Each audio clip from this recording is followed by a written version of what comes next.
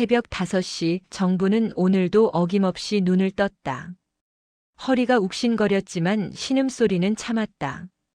작은 골방에서 일어나 거실로 나가는 발걸음은 늘 조심스러웠다. 며느리 수진이 깨면 안 되었기 때문이다. 아니, 정확히는 깨어서 자신을 보면 안 되었기 때문이다. 정부는 그것을 잘 알고 있었다.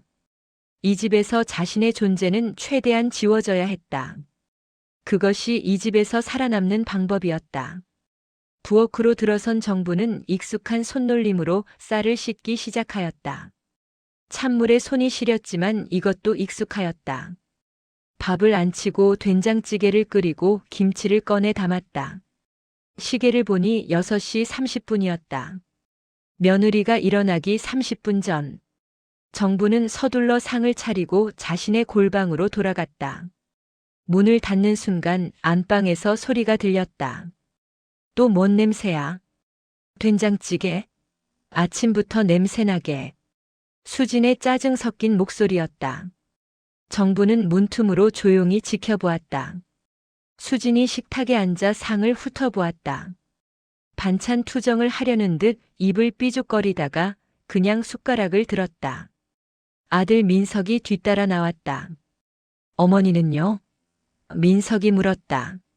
수진은 대답도 없이 밥을 떴다.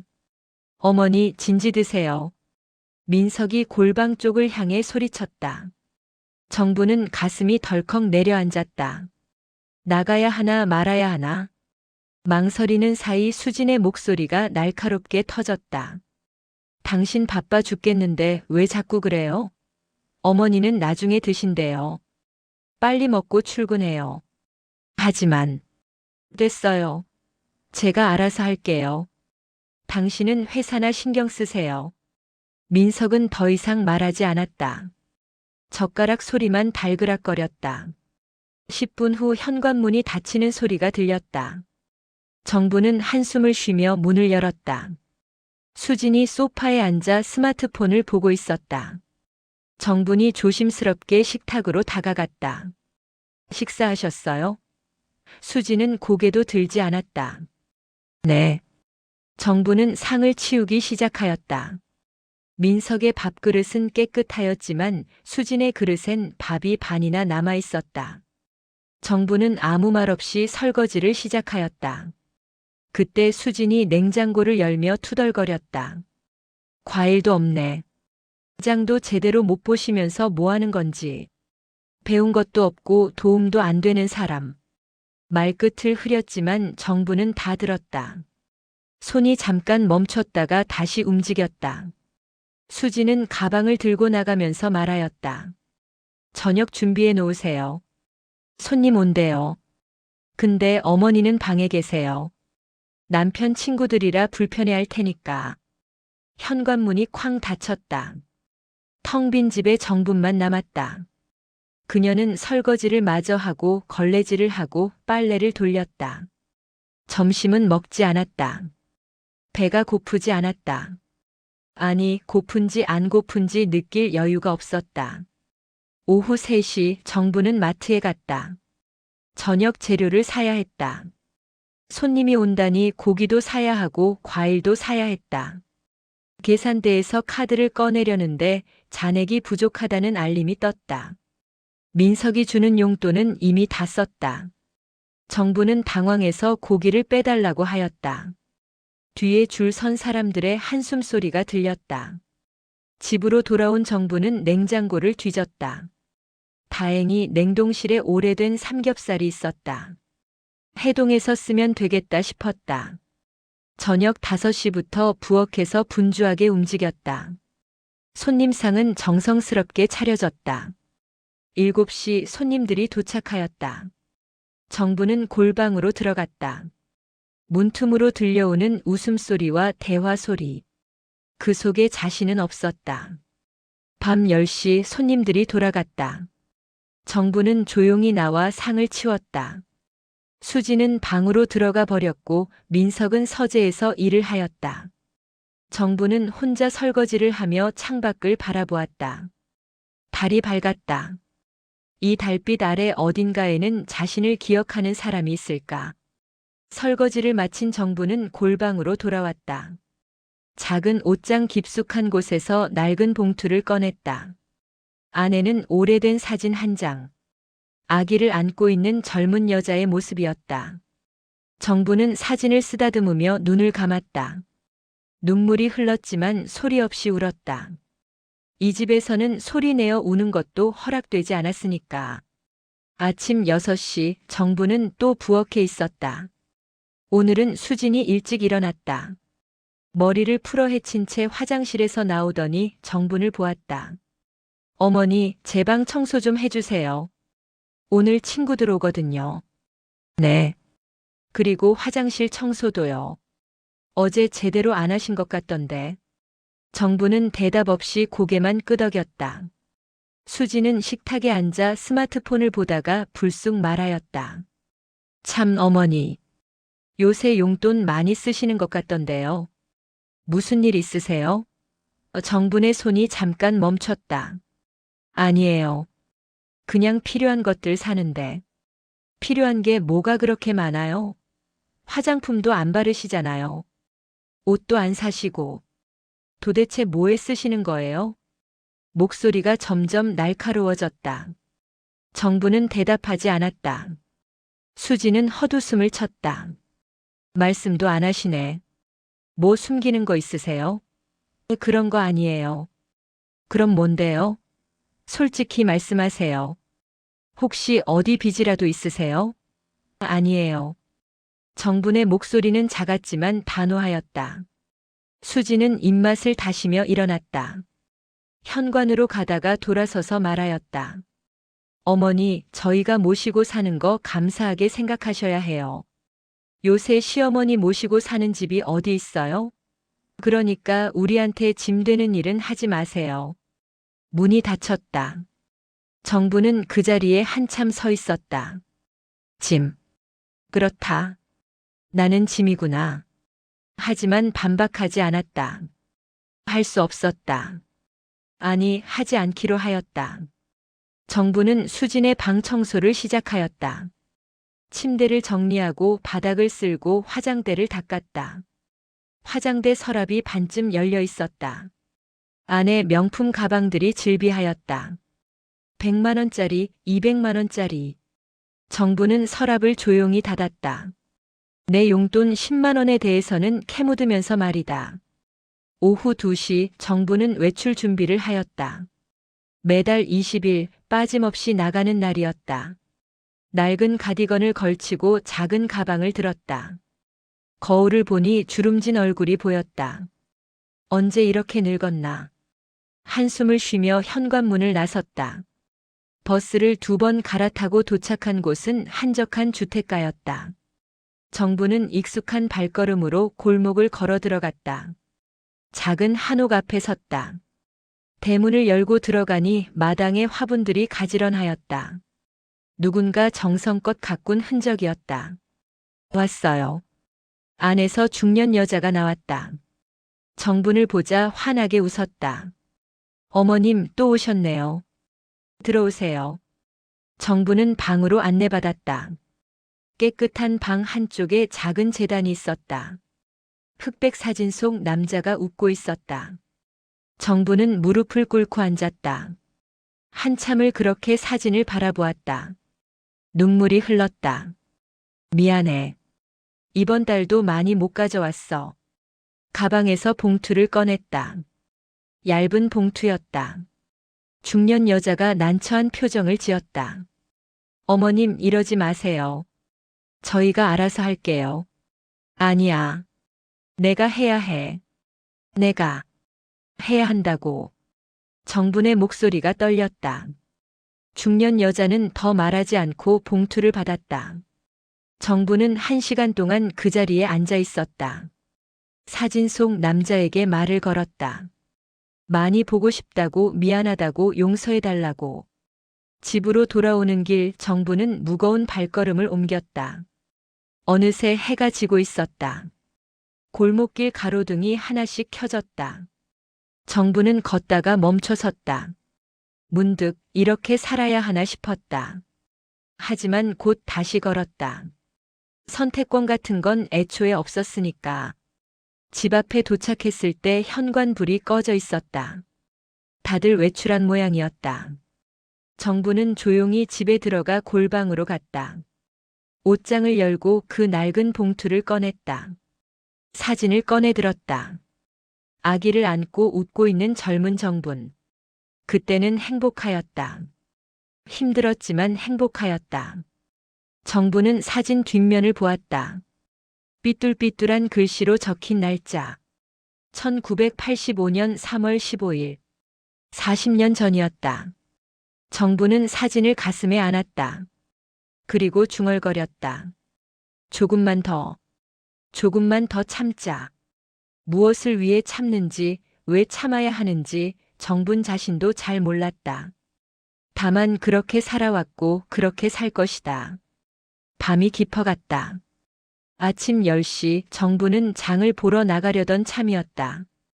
낡은 가방을 들고 현관문을 여는데 밖에서 인기척이 들렸다. 문을 열자 검은 정장을 입은 두 남자가 서 있었다. 정부는 깜짝 놀라 뒤로 물러섰다.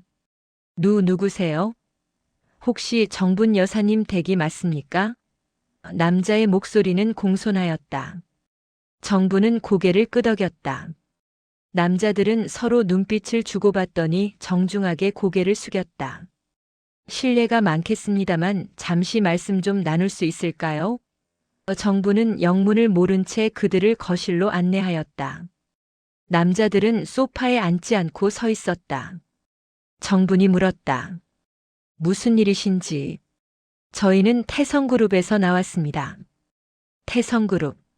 정분의 얼굴이 순간 굳었다. 남자가 명함을 내밀었다. 태성그룹 비서실장 강민수라고 적혀 있었다. 회장님께서 어머님을 찾고 계십니다. 회장님이요? 정분의 목소리가 떨렸다. 강민수가 조심스럽게 말을 이었다. 네. 정확히는 어머님께서 회장님을 피하고 계신 것으로 알고 있습니다만 저는 정분이 말을 잇지 못하였다. 바로 그때 밖에서 차 소리가 들렸다. 엔진 소리만으로도 고급 차임을 알 수 있었다. 정부는 창밖을 보았다. 검은색 벤츠가 집 앞에 멈춰 섰다. 운전기사가 뒷문을 열었고 흰머리의 남자가 내렸다. 정분의 심장이 쿵쾅거렸다. 남자는 집을 향해 걸어왔다. 강민수가 현관으로 달려가 문을 열었다. 남자가 들어섰다. 60대 중반쯤 되어 보이는 그는 정분을 보자 그 자리에 멈춰 섰다. 어머니. 목소리가 떨렸다. 정분은 입술을 깨물었다. 눈물이 핑 돌았다. 남자가 다가왔다. 정분은 뒤로 물러섰다. 가세요. 제발 가세요. 어머니 30년입니다. 30년 동안 찾아 헤맸습니다. 저는 당신 어머니가 아니에요. 왜 그러십니까? 왜 저를 피하십니까?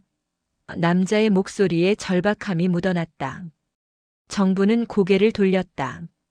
바로 그때 현관문이 열렸다. 수진이 쇼핑백을 들고 들어왔다. 그리고 거실의 광경을 보고 멈췄다. 뭐예요? 이 사람들은 누구예요? 수진의 목소리가 날카로웠다. 강민수가 나서서 말하였다. 실례했습니다. 저희는 태성그룹에서. 태성그룹? 수진의 눈이 커졌다. 태성그룹. 국내 10대 재벌. 수진은 남자를 다시 보았다. 그리고 깨달았다. 저 얼굴 TV에서 보았다. 태성그룹 회장 정태성. 잠깐만요. 당신이 정태성 회장이에요? 정태성이 수진을 봤다가 다시 정분을 보았다. 어머니, 여기가 어떻게 된 곳입니까? 제 아들 집이에요. 정분이 작은 목소리로 대답하였다. 정태성의 얼굴이 일그러졌다. 아들? 어머니한테 또 다른 자식이. 양자로 보낸 아들이에요. 정분이 끊어서 말하였다. 정태성은 할 말을 잃은 듯 정분만 바라보았다. 수지는 상황 파악이 안 되었다. 정분이? 태성그룹 회장의 어머니, 말도 안 되었다. 잠깐만요. 무슨 소리예요? 어머니가 무슨 재벌 어머니예요? 수진이 웃으며 물었다. 정태성이 수진을 차갑게 쳐다보았다. 당신이 누군데 우리 어머니한테 반말을 합니까? 그 한마디에 수진의 얼굴이 새하얗게 질렸다. 정태성은 다시 정분을 보았다. 어머니, 저랑 같이 가시죠. 제가 모시겠습니다. 싫어요. 어머니, 당신은 당신 길을 가세요. 저는 여기 있을 거예요. 정분의 목소리는 떨렸지만 단호하였다. 정태성은 눈물을 글썽였다. 긴 침묵이 흘렀다. 강민수가 조심스럽게 물었다.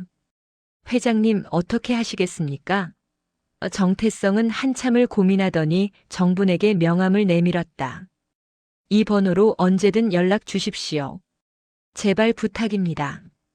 정분은 명함을 받지 않았다. 정태성은 명함을 탁자에 놓고 돌아섰다. 떠나기 전 수진을 다시 한번 보았다. 우리 어머니 잘 모시십시오. 제가 계속 확인하겠습니다. 그 말을 남기고 정태성은 집을 나갔다. 차가 떠나는 소리가 들렸다.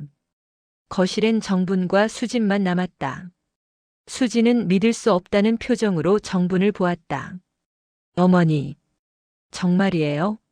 태성그룹 회장이 어머니 아들이라는 게? 정분은 대답 없이 골방으로 들어가려 하였다. 수진이 막았다. 어머니, 왜 말 안 하셨어요? 우리가 알았으면 뭐가 달라졌겠어요? 정분이 처음으로 수진을 똑바로 보았다. 수진은 할 말을 잃었다. 저녁 민석이 퇴근하자마자 수진이 달려들었다. 당신 어머니가 누군지 알아요? 무슨 소리야? 태성그룹 회장 어머니래요. 진짜 어머니래요. 민석은 어이없다는 표정을 지었다. 말도 안 돼.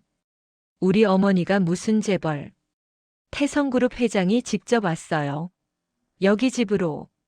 수진이 흥분해서 말하였다. 민석은 골방으로 달려갔다. 정분이 조용히 앉아 있었다. 어머니 정말입니까? 정분은 고개를 끄덕였다. 민석은 주저앉았다. 수진이 뒤따라 들어왔다. 어머니, 왜 말씀 안 하셨어요? 우리가 그렇게. 말끝을 흐렸다. 그렇게 무시했다는 말은 차마 못하였다. 정분이 조용히 말하였다. 달라질 게 뭐 있겠어요? 달라지죠. 당연히 달라지죠. 어머니, 이제 편하게 사세요. 우리가 잘 모실게요. 수진의 목소리에 간절함이 묻어났다. 아니, 계산이 묻어났다. 정부는 그걸 알았다. 민석도 알았다. 하지만 수진은 멈추지 않았다. 어머니, 안방 쓰세요. 제가 여기로 올게요. 그리고 용돈도 더 드릴게요. 필요한 거 있으면 다 사드릴게요. 됐어요. 정분이 단호하게 말하였다. 수진이 당황하였다. 네. 아무것도 바꿀 필요 없어요. 지금 이대로 살게요. 하지만 어머니, 나는 특별 대접 받으러 이 집에 온 게 아니에요. 정분의 목소리는 차가웠다. 수진은 입을 다물었다. 민석이 조심스럽게 물었다. 어머니, 그럼 왜 우리 집에 오신 겁니까? 당신이 내 아들이니까. 하지만 저는 양자로. 그래도 내 아들이에요. 내가 낳은 아들. 정분의 눈에 눈물이 고였다. 민석은 말을 잇지 못하였다. 정분이 계속하였다. 나는 재산도 집도 도움도 원하지 않아요. 그냥 이렇게 옆에 있고 싶을 뿐이에요. 수지는 안도의 한숨을 쉬었다. 재산을 원하지 않는다니. 그럼 되었다. 잘 모시면 되는 것이다. 아니, 모시는 척하면 되는 거였다. 수진의 머릿속에서 계산이 빠르게 돌아갔다. 다음 날부터 집 분위기가 바뀌었다. 수진은 정분을 대놓고 무시하지 않았다. 오히려 친절하였다. 지나치게 친절하였다. 어머니, 이거 드세요. 제가 특별히 샀어요. 어머니, 편찮으신데 없으세요? 어머니, 제가 청소할게요. 편히 쉬세요. 하지만 정부는 알았다. 진심이 아니라는 걸. 수진의 눈빛은 여전히 차가웠다. 다만 입술에만 웃음을 띄울 뿐이었다. 정부는 그 웃음이 더 불편하였다. 일주일 후 수진의 친구들이 집에 놀러 왔다. 거실에서 수다를 떨던 중 정분이 차를 내왔다. 어머님 감사합니다. 수진이 밝게 웃으며 말하였다. 친구들이 수군거렸다. 어머님? 시어머니세요? 네, 근데 보통 시어머니가 아니에요. 수진이 자랑스럽게 말하였다. 태성그룹 회장님 친어머니세요. 뭐? 친구들의 눈이 휘둥그레졌다. 수진은 우쭐하였다. 정말 검소하시고 욕심 없으신 분이에요. 재벌집 어머니신데도 이렇게 소박하게 사세요. 정부는 아무 말 없이 골방으로 들어갔다. 문을 닫고 침대에 앉았다. 수진의 목소리가 들렸다. 우리 정말 복 많이 받았어요. 그쵸? 정부는 쓴웃음을 지었다. 복. 이게 복인가? 오히려 독 같은데. 정부는 옷장에서 낡은 봉투를 꺼냈다. 사진을 보며 중얼거렸다. 내가 뭘 잘못한 걸까? 밖에서 웃음소리가 들렸다. 정부는 사진을 도로 넣었다. 한 달이 흘렀다. 어느 날 저녁 민석에게 전화가 왔다. 태성그룹 비서실에서였다. 회장이 만나고 싶다고 하였다. 민석은 당황하였지만 거절할 수 없었다. 다음 날 민석은 태성그룹 본사로 갔다. 60층 회장실. 정태성이 창밖을 보고 서 있었다. 앉으세요. 정태성의 목소리는 부드러웠다. 민석은 소파에 앉았다. 정태성도 맞은편에 앉았다. 어머니는 잘 계십니까? 네, 잘 계십니다. 정말입니까? 정태성의 눈빛이 날카로워졌다. 민석은 당황하였다. 당신 집에서 어머니가 어떻게 지내는지 제가 다 압니다. 죄송합니다. 제가 몰라서. 당신도 공범입니다. 모르는 척하는 것도 학대예요. 민석은 고개를 숙였다. 정태성이 한숨을 쉬었다. 오늘 당신을 부른 건 다른 이유가 있습니다. 정태성은 책상에서 낡은 파일을 꺼냈다. 민석에게 건넸다. 읽어보세요. 민석은 파일을 펼쳤다. 첫 장부터 충격이었다. 정분의 과거 기록. 1985년 28살의 정분. 남편의 폭력. 빚더미. 그리고 아들을 지키기 위한 선택. 어머니는. 민석의 목소리가 떨렸다. 정태성이 말을 이었다. 어머니는 저를 버린 게 아닙니다. 저를 지키기 위해 스스로를 버렸습니다. 파일 속 내용은 더 참혹하였다. 친부의 폭력은 날로 심해졌다. 정부는 갓난아기였던 정태성을 데리고 도망쳤다. 하지만 갈 곳이 없었다. 친정은 이미 의절하였다. 친구들도 다 떠났다. 그때 나타난 사람이 정분의 언니였다. 언니는 부잣집에 시집간 상태였다. 아이가 없어서 입양을 고려하던 중이었다. 동생 태성이를 우리한테 줘. 우리가 잘 키울게. 정부는 거절하였다. 하지만 언니는 계속 설득하였다. 이렇게 살래? 맞아 죽을래? 태성이한테 이런 아버지 물려줄래? 결국 정부는 무릎을 꿇었다. 태성이를 언니 부부에게 넘겼다. 법적으로 입양이 진행되었다. 정부는 호적에서 스스로 나갔다. 모든 권리를 포기하였다. 대신 한 가지만 약속해줘. 태성이한테 진실을 말하지 마. 내가 버렸다고 하지 마. 그냥 입양됐다고만 해줘. 언니는 약속하였다. 정부는 빈손으로 집을 나왔다. 그 후로 30년간 혼자 살았다. 낮에는 식당에서 밤에는 청소 일을 하였다. 모은 돈은 태성이 몰래 후원금으로 보냈다. 태성이 대학 갈 때, 취업할 때, 결혼할 때 정부는 멀리서 지켜보았다. 단 한 번도 앞에 나서지 않았다. 그게 약속이었으니까. 어머니는 제가 성공하는 걸 보면서도 가까이 오지 않으셨습니다. 제가 찾아도 숨으셨습니다. 정태성의 목소리가 떨렸다. 왜냐하면 어머니는 당신이 버린 아들이라고 스스로를 책망했으니까요. 민석은 파일을 덮었다. 눈물이 났다. 정태성이 계속 말하였다. 당신 어머니. 아니, 우리 어머니가 당신 집에 간 건 우연이 아닙니다. 네. 어머니는 당신을 찾아왔습니다. 당신이 양자로 간 걸 알고 민석의 심장이 쿵쾅거렸다. 어머니는 평생 두 아들 때문에 사셨습니다. 저 때문에, 당신 때문에. 어머니한테는 그게 삶의 이유였습니다. 정태성은 일어섰다. 창밖을 보며 말하였다. 이제 어머니를 제대로 모셔야 합니다. 우리 둘 다. 민석은 고개를 숙인 채 울었다. 집으로 돌아온 민석은 달라져 있었다. 현관문을 열자마자 골방으로 달려갔다. 정분이 놀라서 쳐다보았다. 어머니. 민석이 무릎을 꿇었다. 정분은 깜짝 놀라 일어났다. 왜 이래요? 죄송합니다. 정말 죄송합니다. 민석은 바닥에 이마를 찧었다. 정부는 당황해서 민석을 일으켰다. 무슨 일이에요? 왜 이래요? 어머니가 어떻게 사셨는지 알았습니다. 민석의 눈에서 눈물이 쏟아졌다. 정분의 얼굴이 굳었다. 누가 말했어요? 정태성 회장님께서. 정부는 한숨을 쉬었다. 결국 들통났구나. 민석이 정분의 손을 잡았다. 어머니, 왜 말씀 안 하셨어요? 왜 혼자 그렇게 사셨어요? 말해서 뭐해요? 달라질 것도 없는데. 달라집니다. 제가 달라지겠습니다.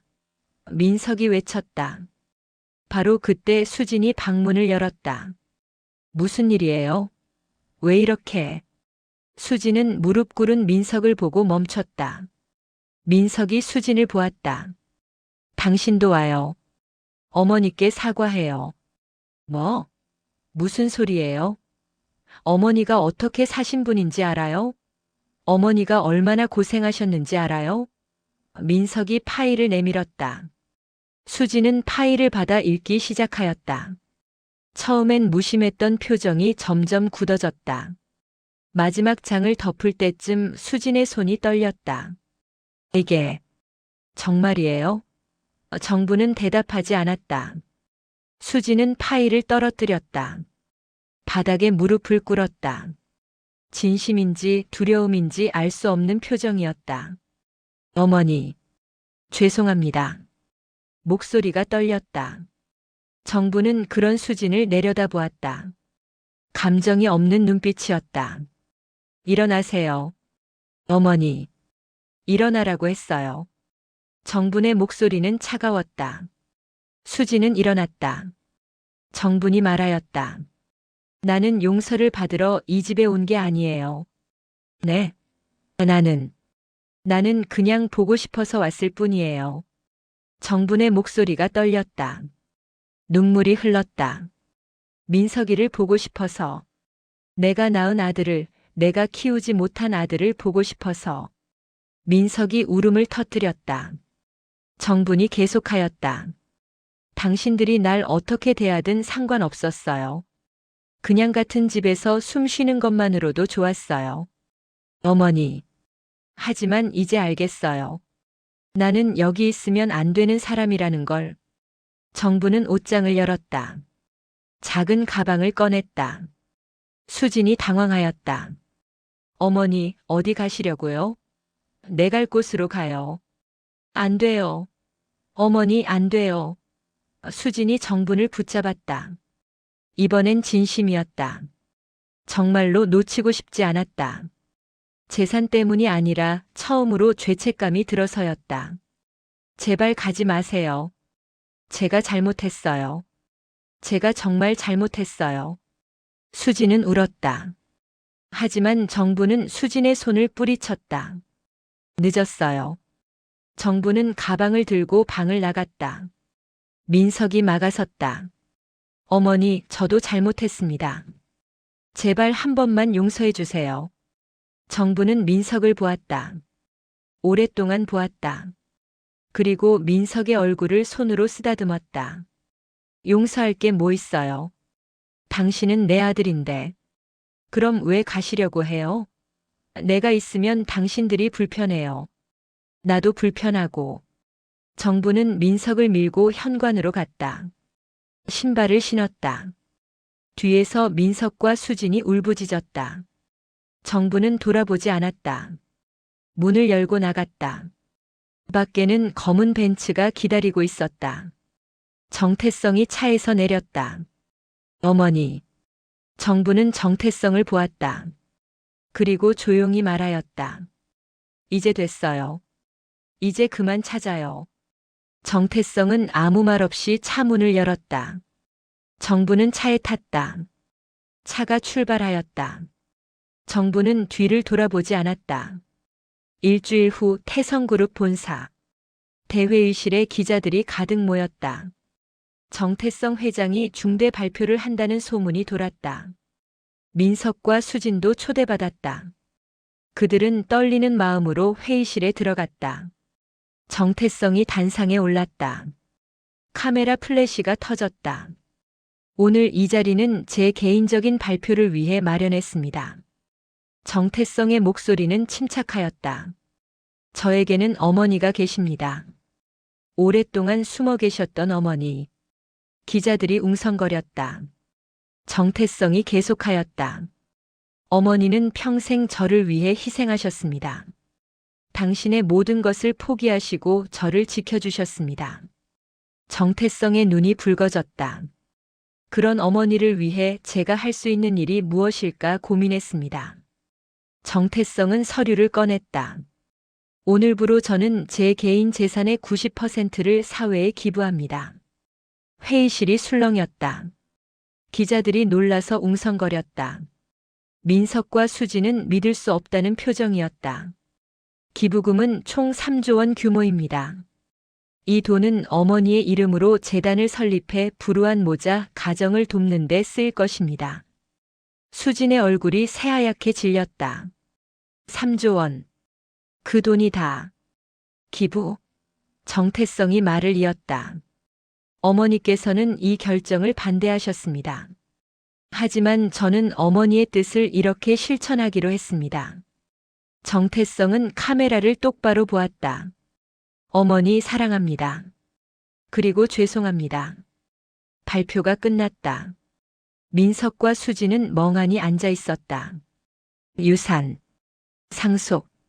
그런 기대는 산산이 부서졌다. 정태성이 그들에게 다가왔다. 실망하셨습니까? 민석은 고개를 저었다. 아닙니다. 오히려 부끄럽습니다. 어머니는 지금 어디 계십니까? 모릅니다. 떠나신 후로 연락이 없습니다. 정태성은 한숨을 쉬었다. 어머니는 끝까지 우리를 피하실 겁니다. 왜 그러실까요?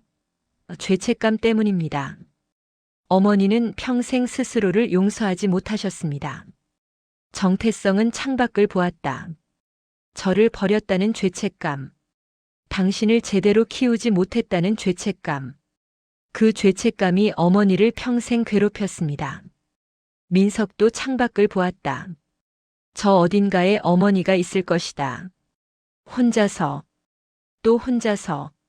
그날 밤 민석과 수지는 집으로 돌아왔다. 텅 빈 골방을 보았다.